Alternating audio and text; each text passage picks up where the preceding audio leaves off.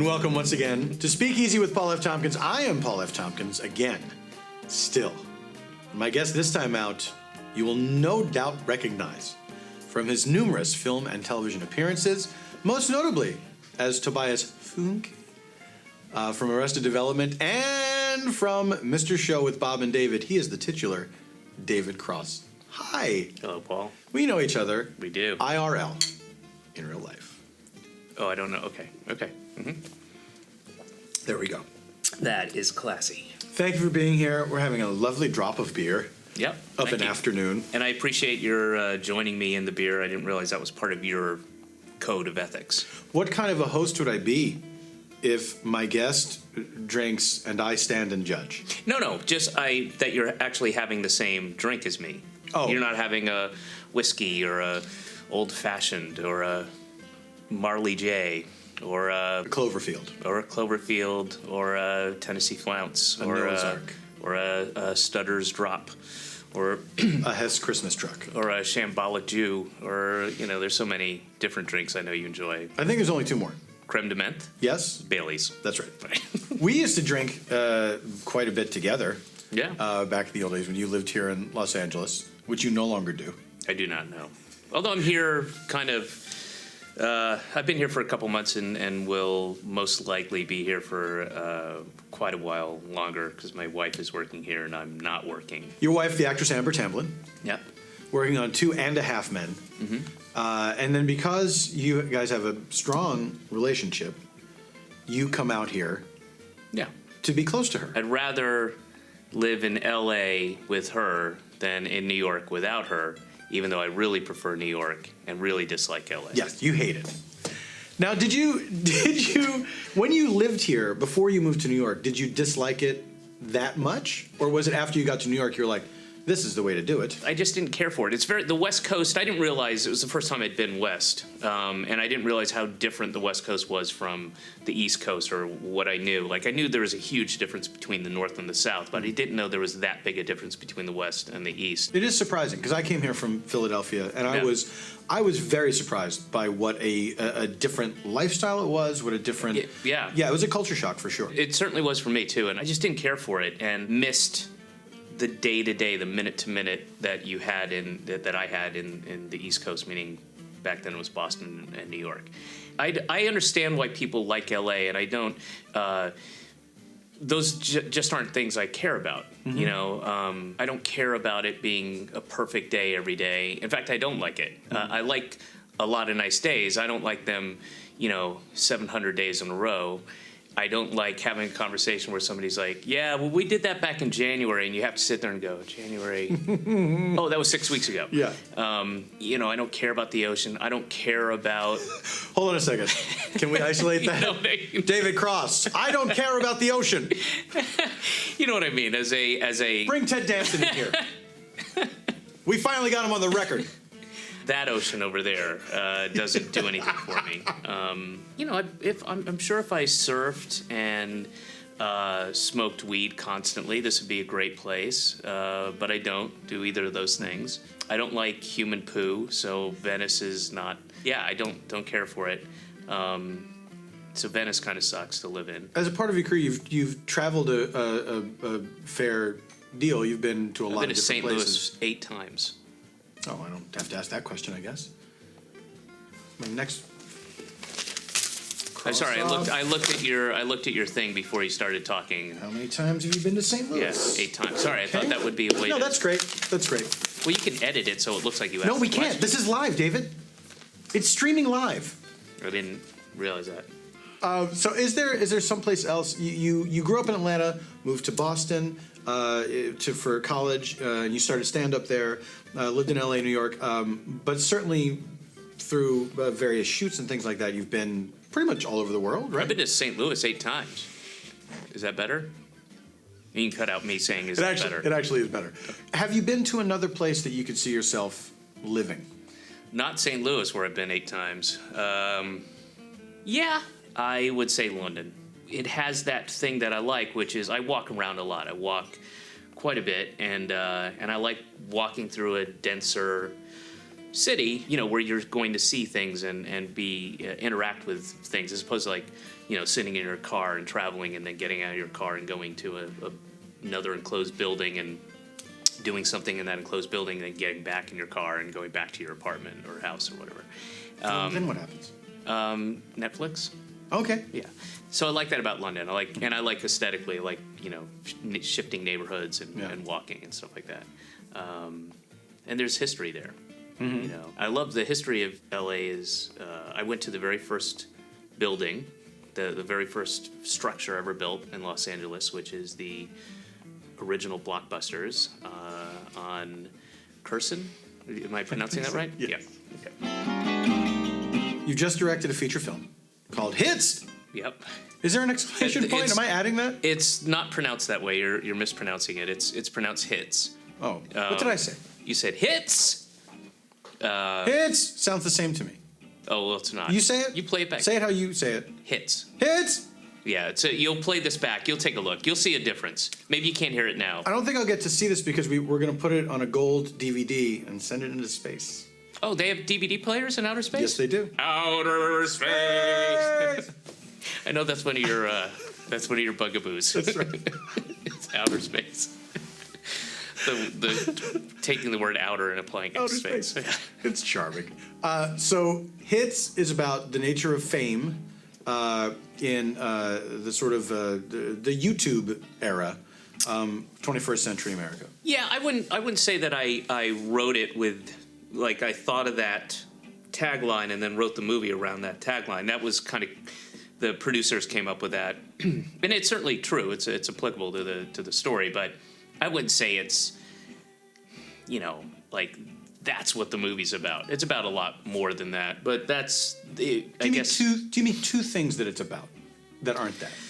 It's about people, feckless people who think they're, what? Feckless? You don't hear that every day. I'm glad I wore a tie. I'm being sponsored by the word feckless. It's about people who think they're helping, think they're adding to the discourse, and they're not actually helping. They're hurting. So that's part of it. It's about one's own ethics and morals, how those have been reshaped by the ubiquitousness and the ease of fame, I'd say. And that's getting a little headier than I would ever normally suggest looking into it, but that's because it's a comedy. It's a dark comedy. It's a comedy. It's definitely not as funny as, like, haha, laugh out loud, gutbuster jokes as I think people thought it was going to be, and that started from the pre-production process when I gave the script out. And the script is funny. There's a lot of funny stuff, but costumes would bring me stuff and set design, and I'd be like, no, this isn't. We're not doing Portlandia. This is all going to be grounded. It's going to be real. I'm going to have them play it real, and which they do, and the actors are great. But it's not silly. It's not, they're not. It's not like Anchorman Arch, But it's good. I'm very happy with it. It's the actors are just really great, and I cast a lot with an eye towards improv. Who are some of the people that are in the film?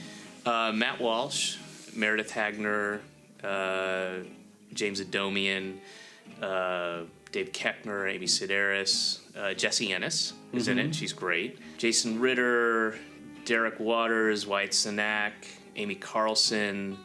Who else? We don't need everybody. The entire that's cast list. Michael Cera, Aaron Hayes. Well, I'm glad you snuck those in. Did you enjoy directing? I mean, you've directed. This is the first feature you've directed, right? Yeah. And that's like a huge responsibility. It is, but it's such a natural progression. If you or any of our mutual friends did it, it's not.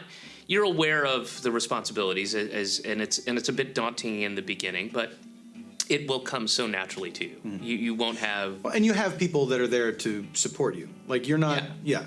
All my AA folks are there. I have several sponsors. Feckless. I have Feckless T. Williker, who's a guy from 1916. But yeah, the key, and again, I know I'm saying stuff that's been said, but it's true, is just surround yourself with really good, competent people. So get yourself a good DP, get yourself a good script supervisor, because I don't know any of that angle math shit where they're like, are we crossing the line? And I don't want to. I don't know. I don't know. Somebody tell me. Mr. Show, which is a show that I worked on, that was my first big job in show business. To which my second. But I am indebted to you for that, because it was an amazing experience for me. Oh man, in particular, I saw The Skates, which was a show that Paul did with Jay Johnson, and I still say that I saw a couple skate shows, but that was, I think, the best sketch show that I've seen in a theater that I've ever seen. Really? It was great. It was so good. It was so fun. And it was a great marriage of two different sensibilities. In the way that Bob and I had, we're both very different people, but really,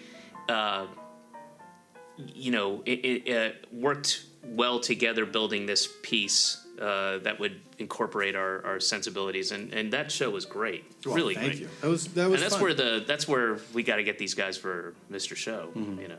And that was the second season we got hired to do. The first season of Mr. Show, 4 episodes. Yeah, that was mostly Bob and I. Kind of, we had Paul Kozlowski and Bill Odenkirk writing, and we were just trying to figure out what the show was. It was mostly Bob and I, and you could see the growth when we added you guys. The first season was 4 episodes. They had given you this amount of money for a pilot, and you guys knew, if you're really going to get the idea of what we're trying to do, we'll take this absurd amount of money, and we will make it into we'll make it into 4 shows. Yeah. And you can see the budget right on the screen. Oh yeah. Well, it was shot in a restaurant. It was shot in a bar restaurant. That's what we could afford. Where you can actually hear the crickets. I don't remember. There'd be silence and there were crickets. It was on like Las Palmas or something like that. And anytime there was silence, you'd hear like. Can I tell you this now? I put those crickets in there. Oh, smart. I thought it would be fun. For this conversation, should it later, 20 years from... I didn't think anyone noticed. I was dying back there. In the back of the house, like, this is great. How come you didn't get any of those singing crickets that were so popular at the time? You know why? Because I thought they really sang. Oh. And it's just a weird noise they make. And also it would be embarrassing to admit that you thought that crickets really sang. I would be more embarrassed then than I am now. Now I feel like we're all people. We make mistakes. I think that's it's interesting. The most interesting thing about that is that you would just define that as like we all make mistakes. Yeah, it's like... That's a big mistake. Well, it's human though. Sometimes you're not. You're grumpy in the morning, and you. Sometimes you don't call somebody back when you should. Sometimes you think crickets can sing songs. Yeah, I don't think they're really equatable. My point is, the next year will be the 20th anniversary of Mr. Show. Yeah. Which seems insane to me. Yeah. And I just can't believe it, because that in terms of how old we are and what we've done since then, or because it's very fresh in my mind. You know, it's very, very fresh in my mind. Does it feel that way to you too? Yes, I can summon up those images and those feelings, and it doesn't feel like 20 years ago. Yeah. Whereas other things that were 20 years ago really feel like 20 years ago. Yes, absolutely. It feels there's a great chasm of time and distance between them. Like, I was a kid when I did that. Oh, that was actually only 17 years ago. But Mr. Show does not, Does it still hold up for you? It's been quite a long time since I've seen it. I would imagine. Oh, you know what? Every once in a while, there was this, not a website, but somebody, the Mr. Show predicts the future thing. Yes. So at this point, there's like 14 or 15 of those things. And these would be like, there's a website that is tracking things that were Mr. Show sketches that eventually sort of came true in real life. Yeah, exactly. Like the blowing up the moon is one of them. Yeah, where they discovered that we were going, there was talk, the CIA and NASA, they were going to blow up the moon to show our powers during the Cold War. Like, it's insane. One of them is the baby massage, where we have that scene. I can't remember what it is, but Jay Johnson is massaging the baby. It was like essentially a string of things products or services that were too absurd to be believed. Yeah.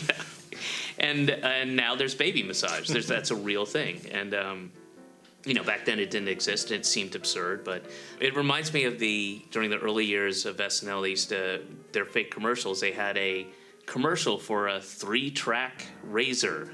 Remember? Yeah, and how crazy that was. Everybody's laughing and how silly. And it's basically just like a legit ad, like razor number 1 does this, razor number 2 lifts and separates, and how silly that was because it was unnecessary. And that's what was silly about it. It was extraneous. And now, of course, we have 5, 6 bladed razors. Oh, yeah, great. Better shave. $28? No. Yes. Yeah. Taken without question.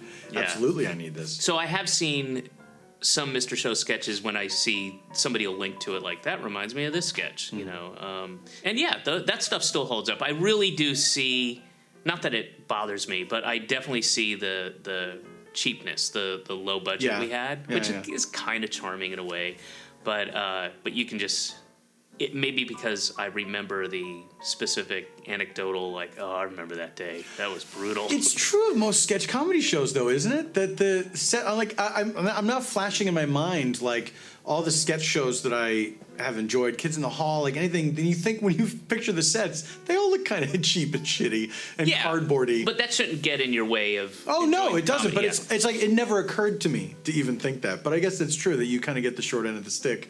It's like, hey, you do the little skits. Yeah, exactly. Put a curtain up and draw a house on it. Right. Yeah. We're the redheaded stepchild of entertainment. Hits is on the festival circuit now, right? I don't know about circuit so much, but is that a festival? It was at Sundance, and now it is going to be at the Sundance London Festival. They have a festival in London. No, there was such a thing. Yeah, I think it's in its 3rd or 4th year, and the most over-the-top, glowing, to the point where I like that. That's a bit much. Review we got in Sundance was from a London paper, which really saw a lot of cross skewers American culture, and I didn't see it as that so much. I mean, this is where I live, so it just it takes place here, but because they love when Americans make fun of America, they really do. Yeah. Boy, they love it. More than we love Brits making fun of Brits. Yeah. But we've also spread the disease that we have that has gone to them. I mean, although they started Big Brother, we started reality. That was us. And that's the greatest sickness that we've given to mankind, is the idea of reality programming and everything that is attendant with that, and reality stars and all that shit. And that's part of a little bit of what my movie's about, is that you can be famous and well off and go to fancy parties and get paid $50,000 to appear at an event just for releasing a videotape of you sucking somebody's dick. Is that all? Yeah, that's it. You've really been going about it the wrong way. I'll text it to you. It's fine. Oh, okay. I just want to call my agent. That's kind of in a little bit in part of what the movie's about, right? But it's really about people, and it's a small town, this family in a small town, father-daughter. But with some dick sucking in there, right? It's implied. That's all I ask. Yeah, it's tastefully shot. There's a couch that gets in the way. And then we go to a curtain blowing in the window. Yeah, see Alice People in the bathtubs. Holding hands in the bathtubs, yeah. I don't understand. I still don't understand. I like that they're not even together. I mean, they're only together by that, which is actually uncomfortable because eventually you're going to lose the blood flow to your arm because it's against that kind of heavy porcelain thing. So you're going to be like this, and somebody's going to have to let go and go, like, God damn it, Jesus, woman. And those tubs are not comfortable. Well, they look fairly comfortable. Come on. Are they filled with snakes? How long can you sit? Yes. Well, then you're right. They're filled with snakes. Then they're not comfortable. How long can you just sit in a bathtub like that? Me? Like half an hour? Do you take baths? I will occasionally. On that note, David, wanna take a bath? Let's go take a bath. Let's take a bath. Thank you very much for being here. Thank you. That is it for this edition of Speakeasy. Please join me again next time when my guest will be a different person. I'm proud of you for this interview. All right. I mean, I hope that's not weird to say. I'm proud of you. You really did it. You answered every question that I asked. I'm sorry about jumping on that St. Louis stuff. Mother, you're more than a mother to me. You're also